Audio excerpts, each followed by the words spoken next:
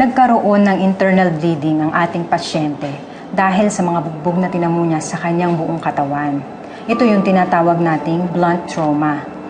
Ang isa pang trauma na nangyari sa kanya ay ang tinatawag nating penetrating trauma.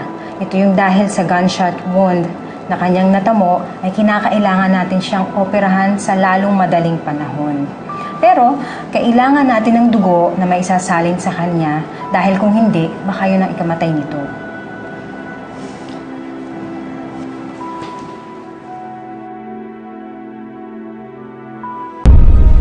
Dugo. Sandali, Dok. Wala ba sa blood bank nyo? Unfortunately, kulang na yung type B positive. Medyo rare kasi yung blood type na ito eh. At ito yung blood type ni Mrs. Carter.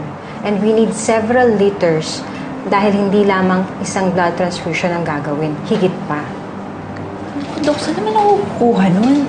Pwede mo sigurong kontakin yung mga kamag-anak niya para makapagbigay sila ng dugo. Ang problema po kasi, wala na siyang kamag-anak.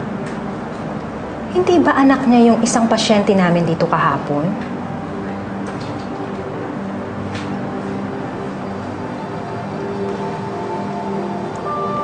Si Celine.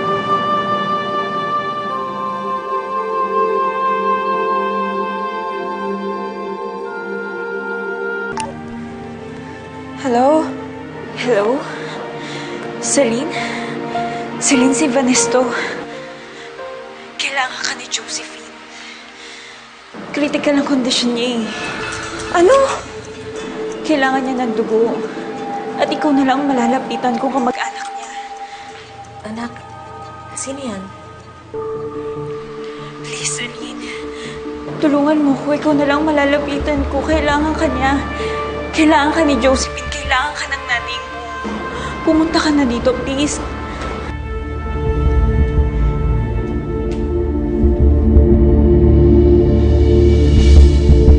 What?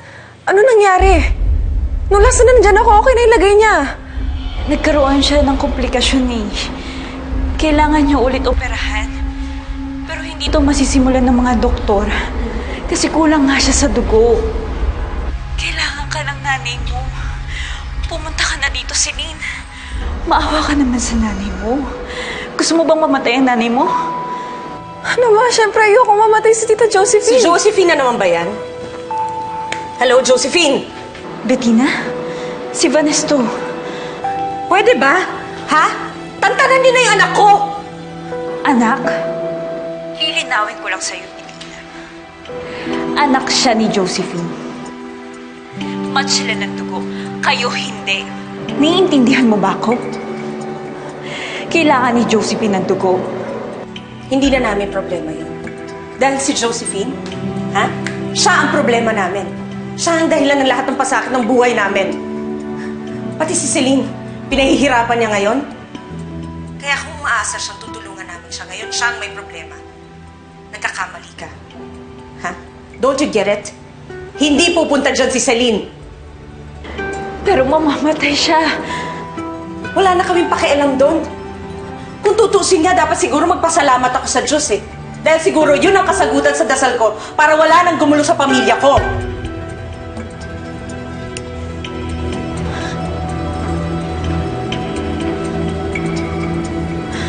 Paano na to?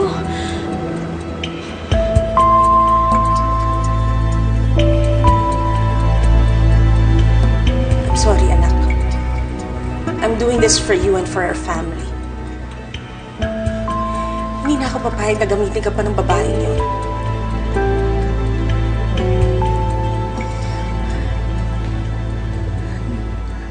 Anak, mahal na mahal kita. Kaya hindi na ako papayag na makapagkita ka pa sa babaeng yun. Ginagawa ko to para sa kabutihan mo.